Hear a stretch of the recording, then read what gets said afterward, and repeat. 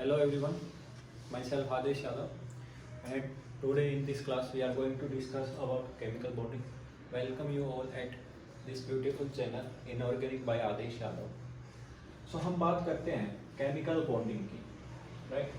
सो chemical bonding के बारे में आपको क्या पता है कि एक आपके पास क्या हो रहा होगा, किसी बॉन्ड का फॉर्मेशन हो रहा होगा। क्या हो रहा होगा? बॉन्ड का फॉर्मेशन हो रहा होगा। तो जैसे आपके पास बॉन्ड का फॉर्मेशन क्या होता है, कैसे होता है, पहले एक बार डेफिनेशन लिखिए। देखिए, the force of attraction which holds two or more atoms together, the force of attraction which holds two or more atoms together is called as chemical bond. क्या कह रहा है ये कि आपके पास दो है, दो से ज्यादा एटम है, उन दोनों को कोई होल्ड करके रखा हुआ है। क्लियर? उन दोनों एटम्स को किसी ने होल्ड किया हुआ है। तो जिसने भी इसको होल्ड किया हुआ है वो जनरली एक फोर्स ऑफ अट्रैक्शन है। तो कोई बॉन्ड कुछ भी नहीं है, एक क्या है? Force of attraction. वो force of attraction different type का हो सकता है। क्या बात समझ में? मैं मानता हूँ ये आपका एक एटम ए है और ये एक एटम बी है। क्या बात समझ में? अब देखो, ये बॉन्ड बनाएगा क्यों? सबसे पहली बात, बॉन्ड इसलिए बनाएगा क्योंकि इनकी ऑक्टेट क्या है? कंप्लीट नहीं है। ऑक्टेट का मतलब क्या है? वैलेंस शेल में कितने इलेक्ट्रॉन? 8 इलेक्ट्रॉन। तो पहली बात तो इनकी ऑक्टेट क्या है? कंप्लीट नहीं है। दूसरी बात, इनकी जो पोटेंशियल एनर्जी है, एटम की खुद की एनर्जी होती है, वो क्या है? इनकी बहुत ज्यादा है। क्या बात समझ में? इसलिए इनको क्या है? बॉन्ड बनाना है। क्या बात? वो एक एटम सी है, क्लियर? ये कोई एटम सी है, इसकी ऑक्टेट भी कंप्लीट है। ऑक्टेट कंप्लीट है तो ये स्टेबल है। इसकी पोटेंशियल एनर्जी क्या है? कम है। ऐसा है तो ये क्या बॉन्ड बनाना चाहेगा? नहीं। तो ये क्या होता है? इनर्ट गैस होती है आपके पास, वो किसी से बॉन्ड बनाना चाहती है क्या? नहीं चाहती। क्यों नहीं चाहती? वो कहेंगे हमारे सर, हमारी तो ऑक्टेट कंप्लीट है। क्या बात समझ में आ रही? तो मैं क्यों किसी के साथ बॉन्ड बनाऊं? बोलो हाँ है ना। बट ए और बी एक ऐसा एटम है जिसकी ऑक्टेट क्या है? कंप्लीट नहीं है। अगर ऑक्टेट कंप्लीट नहीं है तो क्या वो बॉन्ड बनाना चाहेगा? बोलो हाँ है। उसको कहेगा सर मुझे तो बॉन्ड बनाना है, आप कैसे भी बॉन्ड बनवाओ। बोलो हाँ है ना। तो ये एटम ए है, इसकी क्या है? खुद की एनर्जी क्या है? बहुत ज्यादा। ये एटम बी है, इसकी खुद की एनर्जी क्या है? बहुत ज्यादा। तो मैं बोल सकता हूँ कि दोनों की पोटेंशियल एनर्जी क्या है? बहुत ज्यादा। इसकी पोटेंशियल एनर्जी क्या है? बहुत ज्यादा। अगर इनकी पोटेंशियल अंदर की एनर्जी ज्यादा है, पर एक एटम की एनर्जी कैसी होती है? नेगेटिव होती है। तो इनकी एनर्जी बहुत ज्यादा है, तो इनका क्या इन्वायरमेंट में रैंडम मोशन होगा। बोलो हाँ है ना। इसका भी ऐसा ऐसा मोशन होता रहेगा, इसका भी ऐसा ऐसा। और एक ऐसा टाइम आएगा जब एक दूसरे को ये क्या करेंगे? देखेंगे। देखेंगे मतलब एक दूसरे को क्या करेंगे? अट्रैक्ट करेंगे।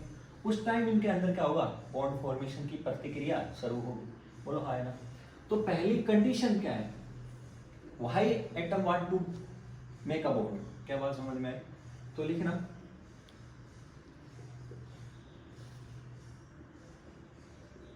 पहली कंडीशन क्या है? Tendency to complete its octet. Octet को क्या करना चाहता है एटम? कंप्लीट करना चाहता है। क्या बात समझ में आ रही? इसलिए वो क्या करेगा? बॉन्ड का फॉर्मेशन करेगा। ऑक्टेट का मतलब क्या है? 8 इलेक्ट्रॉन इन वैलेंस शेल। दूसरा लिखना, एटम क्यों बॉन्ड बनाना चाहेगा? Tendency to decrease its potential energy. क्या डिक्रीज करने के लिए बॉन्ड बनाएगा? पोटेंशियल एनर्जी को डिक्रीज करने के लिए बॉन्ड बनाएगा। क्या बात समझ में आ रही? बोलो हाँ या ना।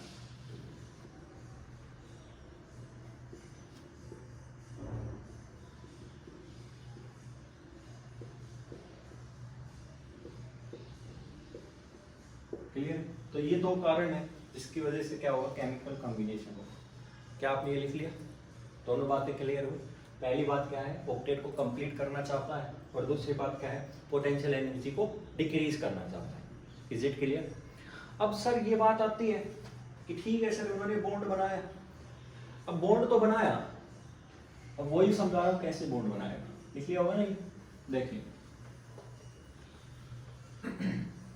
सर, ये एक एटम ए है।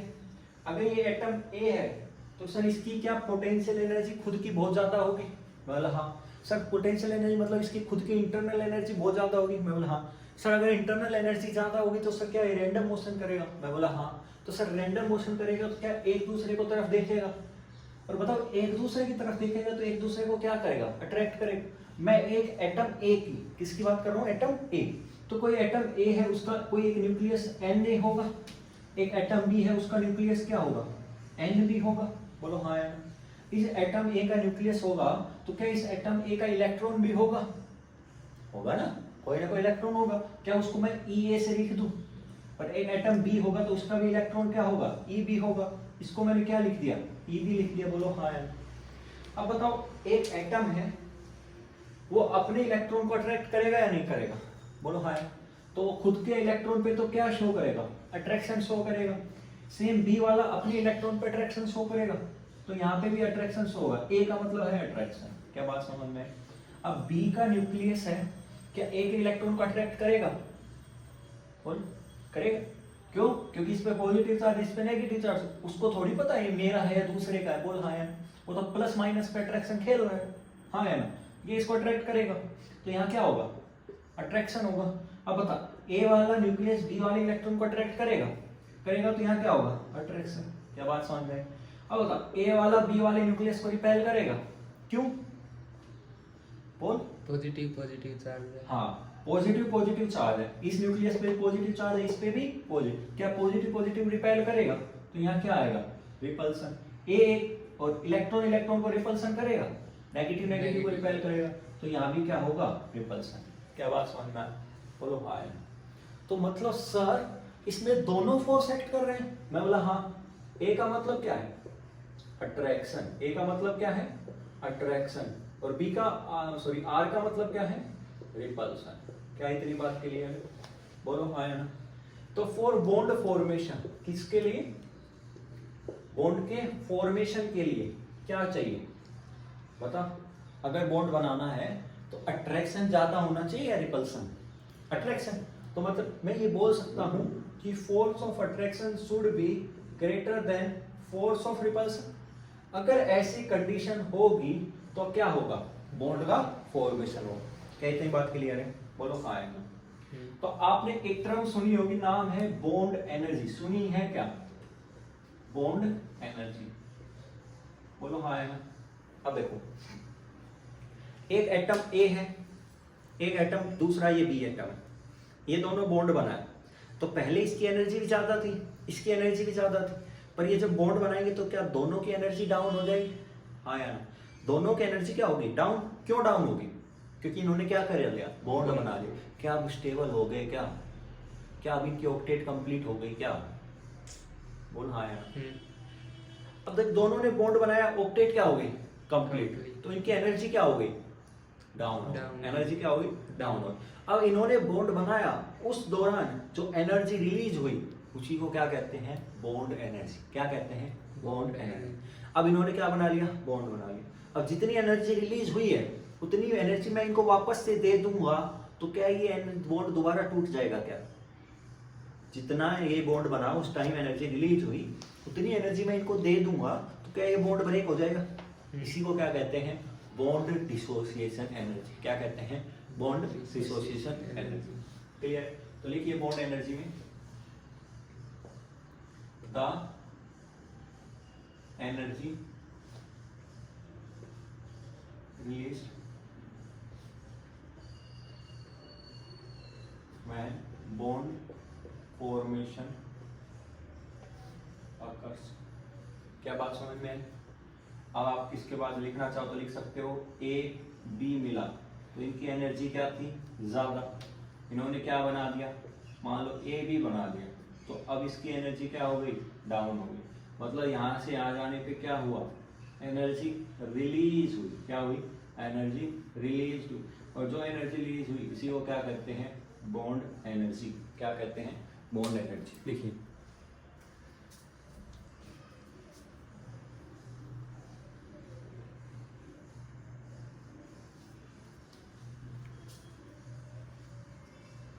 ये लिख लिया।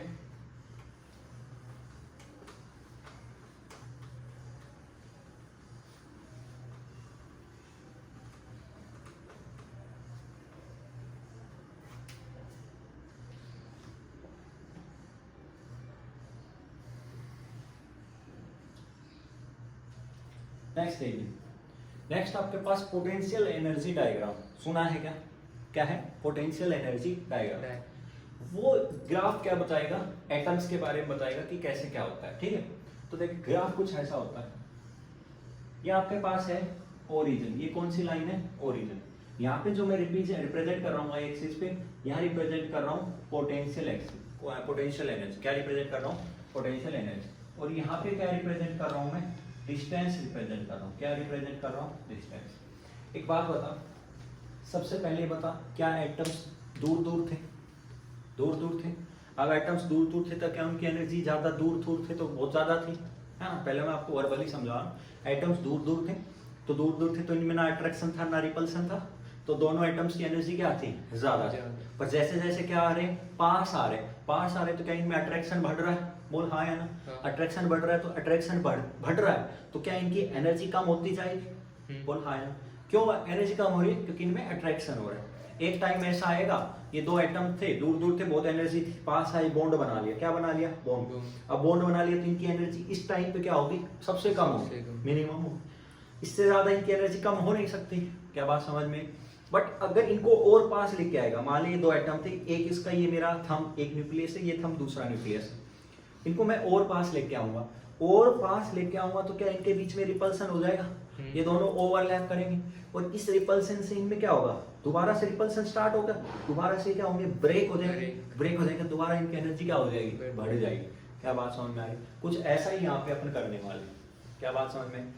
अब देख, दो एटम्स थे, दो एटम्स दूर दूर थे, इनफाइनाइट पे थे, तो इनकी एनर्जी क्या होगी? बहुत ज्यादा होगी। तो कहीं ना कहीं इस ओरिजिन से एनर्जी कैसी होती है? नेगेटिव होती है। तो कहीं ना कहीं एनर्जी कहीं यहाँ से स्टार्ट होगी और ये पॉइंट क्या बताएगा कि एनर्जी बहुत ज्यादा है। पर जैसे जैसे पास लाऊंगा तो एनर्जी घटती हुई जाएगी और फिर एनर्जी क्या होगी? बढ़ेगी। क्या बात समझ में आई? तो ग्राफ कुछ कैसा जाएगा? कुछ ऐसा जाएगा कि यहाँ से यहाँ तक एनर्जी आई और कुछ ऐसे ऊपर की तरफ जाएगी। बोल हाँ या ना? अब देखो, ये पॉइंट पे मैक्सिमम एनर्जी, क्यों? क्योंकि दूर दूर है। पर धीरे धीरे क्या होगा? एटम एक दूसरे के क्या आने लगेंगे? करीब आने लगेंगे। और आगे जाएगा तो और एटम क्या होंगे? और पास आने लगेंगे। बोलो हाँ या ना? ये पॉइंट कैसा है? क्या यहाँ मिनिमम एनर्जी है? मैं मान के चलता हूँ ये कौन सा पॉइंट है जहाँ मिनिमम एनर्जी है, इससे नीचे एनर्जी नहीं हो सकती। तो इस पॉइंट पे कहीं ना कहीं क्या हो रहा होगा? बॉन्ड का फॉर्मेशन हो रहा होगा। बोलो हाँ या ना? क्या बात समझ में है? अब बॉन्ड का फॉर्मेशन है तो मतलब सर यहां से लेके यहां तक क्या हो रहा था? फोर्स ऑफ अट्रैक्शन वर्क कर रहा था। बोल हाँ या ना? मतलब इन सब पॉइंट पे force of attraction is dominate over force of repulsion. क्या यहाँ भी फोर्स ऑफ अट्रैक्शन ज्यादा था?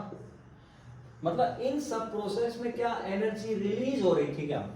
तो एक्सोथर्मिक प्रोसेस है। कैसा प्रोसेस है? एक्सोथर्मिक।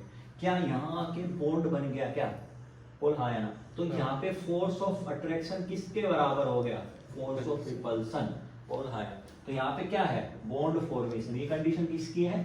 बॉन्ड फॉर्मेशन की, मतलब बॉन्ड स्टेबिलिटी। किसकी कंडीशन है ये? बॉन्ड स्टेबिलिटी की कंडीशन। क्या बात समझ में आई? बोल हाँ या ना? अब इस पॉइंट पे सबसे कम एनर्जी है। अब बता, क्या सबसे ज्यादा एनर्जी कहीं इस पॉइंट पे थी? वहां से देखूं तो बोल हाँ या ना? अगर यहां से यहां का गैप देखूं, वही गैप क्या हो जाएगा? वही गैप क्या हो जाएगा? Bond energy. मान ली इस पॉइंट को क्या मैं नाम दे रहा हूं? B। इस पॉइंट को क्या नाम दे रहा हूं? A। तो ये B माइनस A क्या हो जाएगी? यही क्या होगी? Bond energy. क्या होगी ये? Bond energy. क्या बात समझ में? क्या यहाँ मैक्सिमम एनर्जी थी? क्या यहाँ मिनिमम एनर्जी है? मैक्सिमम माइनस मिनिमम कर दूंगा, क्या आ जाएगी? बॉन्ड एनर्जी आ जाएगी। क्या आ जाएगी? बॉन्ड। अब ये कंडीशन आ गई, बॉन्ड बन गया। अब इनको और पास लेके आऊंगा तो क्या स्टार्ट होगा? रिपल्सन। और रिपल्सन स्टार्ट होगा तो इस पॉइंट पे क्या हो रहा होगा? रिपल्सन हो रहा होगा। क्या हो रहा होगा? रिपल्सन। क्या बात समझ में आई? तो यहाँ एनर्जी रिलीज हो रही थी, यहाँ प्रोसेस कैसा होगा? एंडोथर्मिक। क्या होगा? एंडोथर्मिक। क्या बात समझ में आई? तो यहाँ रिपल्सन स्टार्ट होगा और ये लाइन ऐसे इनफाइनाइट तक जाती रहेगी। ये कभी इस लाइन को ओवरलैप नहीं कर सकती, इस लाइन को टच नहीं कर सकती। अगर इस लाइन को टच कर गई तो इसका मतलब ये हो जाएगा कि एक न्यूक्लियस दूसरे न्यूक्लियस को क्या कर गया? ओवरलैप कर गया। क्या बात समझ में आ रहा है? समझ में आया? हाँ। अगर ऐसा हुआ तो ये तो बिल्कुल मिल ही गई, मतलब ओवरलैप कर गया। ऐसा नहीं हो सकता, इसलिए ये लाइन कभी इसको टच नहीं करेगी, ऐसे जाती रहेगी। क्या बात है, यहाँ तक कंडीशन होती है, इसके बाद ये जबरदस्ती करवाया जाता है, क्लियर है। बट होना यहीं तक है, यहाँ बॉन्ड का फॉर्मेशन हो गया क्योंकि यहाँ मिनिमम एनर्जी है। क्या बात समझ में आई, यहाँ क्या हो गया, बॉन्ड का फॉर्मेशन हो गया। क्या बात समझ में, बॉन्ड का फॉर्मेशन, क्लियर। इसी को कहते हैं पोटेंशियल एनर्जी डायग्राम। यहाँ प्रोसेस कैसा है, एक्सो, इसके इधर कैसा है, एंडो। ये क्या है, बॉन्ड एनर्जी। यहाँ पे हो क्या रहा है, एटम पास पास आ रहे। इस पॉइंट पे ये एनर्जी ऊपर क्यों है, क्योंकि यहाँ पे नेगेटिव एनर्जी होती है। यहाँ से इससे नीचे क्यों है, क्योंकि यहाँ मैक्सिमम एनर्जी। क्यों मैक्सिमम है, क्योंकि इनमें कोई अट्रैक्शन नहीं है, इनकी इंटरनल एनर्जी क्या है, बहुत ज्यादा है। क्या बात समझ में आई, ये किसका डायग्राम है, पोटेंशियल एनर्जी, ठीक है। बड़ा है,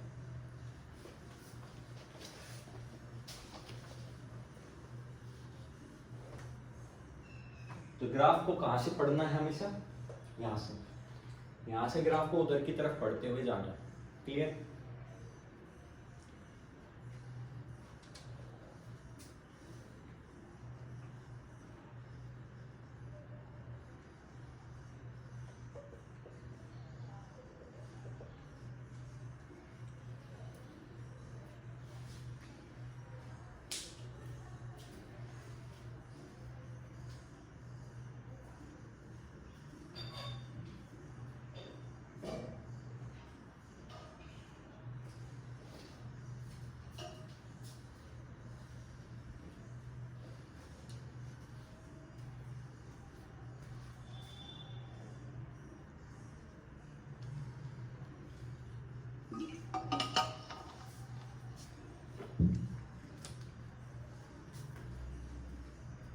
नेक्स्ट देखिए, नेक्स्ट है ल्यूइस ऑक्टेट रूल। क्या है, अब इसमें बहुत सारी थ्योरीज है।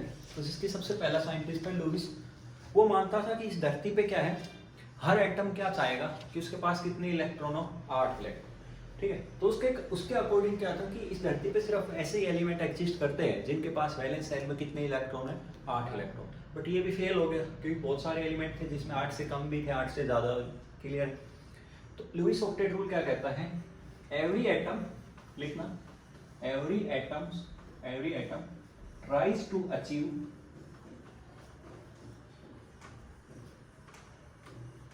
every atom tries to achieve inert gas configuration, every atom tries to achieve inert gas configuration in outermost cell,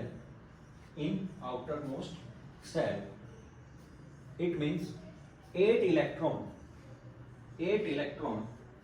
in outermost cell। इसका मतलब क्या है, 8 इलेक्ट्रॉन चाहिए किसमें, आउटरमोस्ट सेल में। तो अब देखो मैं अब ये बताऊंगा कि अचीव कैसे कैसे कर सकता है 8 इलेक्ट्रॉन, ठीक है। तो लिखिए, way two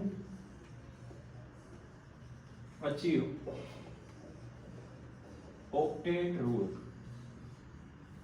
way to achieve octet rule. बताओ भाई कैसे कैसे आपके पास ऑक्टेट रूल को अचीव किया जा सकता है, बोलो।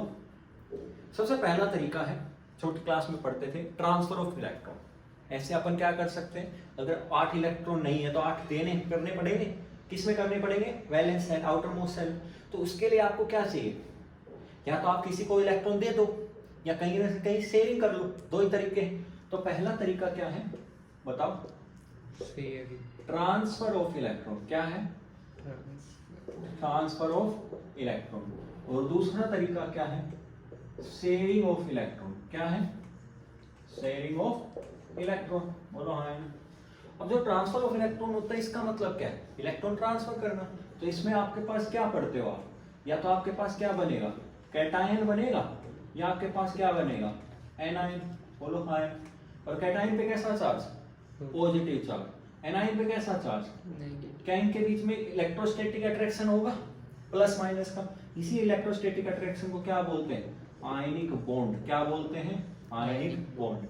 दूसरा नाम क्या होता है, इलेक्ट्रोवैलेंट बॉन्ड। क्या बोलते हैं, इलेक्ट्रोवैलेंट बॉन्ड। क्या बात समझ में आई? तो कैटायन क्या होता है? जो इलेक्ट्रॉन लूज करे। कैटायन क्या होता है? जो इलेक्ट्रॉन लूज करे, लूज इलेक्ट्रॉन। एनायन क्या होता है? जो गेन करे इलेक्ट्रॉन।